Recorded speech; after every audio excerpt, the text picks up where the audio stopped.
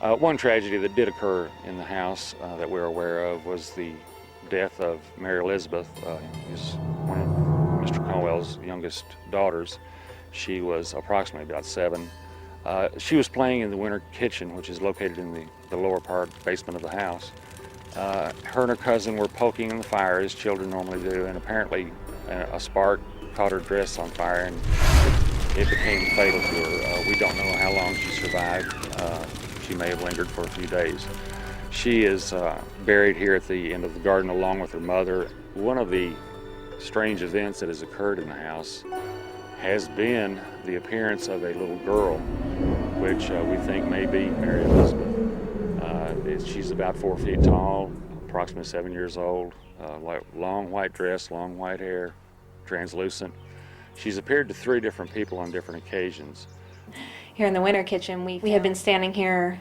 One of the other team members was using a pendulum to communicate with the spirits, particularly the spirit of Elizabeth Caldwell, who was the little girl, and she burned up in front of the fireplace here in the kitchen. And about halfway through, the kettle started to move.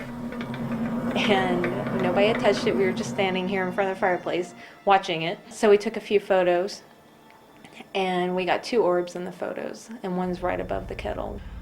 Just last year, she appeared to one of our volunteers as we do a ghost tour each October. And he, in fact, was so frightened from her appearance that he refused to go back into the house. I personally had the experience of seeing a ghostly shadow, human-shaped shadow, at the top of the steps, and that has happened, I think, twice. Every Halloween, Octagon Hall hosts a fundraising haunted house and invite haunted tours and invite the public in to see. We had a volunteer that was helping last year in the closet just outside this room, was hiding in there, and whenever the tour would come through, he would jump out and scare them. But during one of the down periods, he was sitting down inside in the room.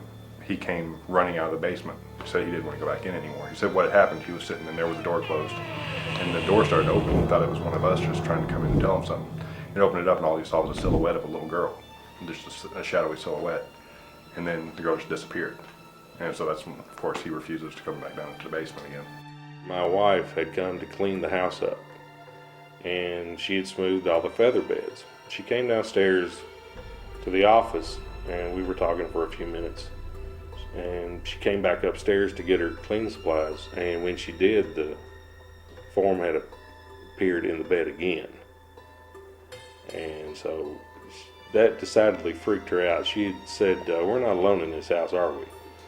And that's one of the few things that we knew for sure that it happened. We've also picked up EVPs, which are called electronic voice phenomenon, of voices when actually no one was in the room, and then we will ask specific questions. Many of the investigators have asked specific questions and come up with a human voice in answer.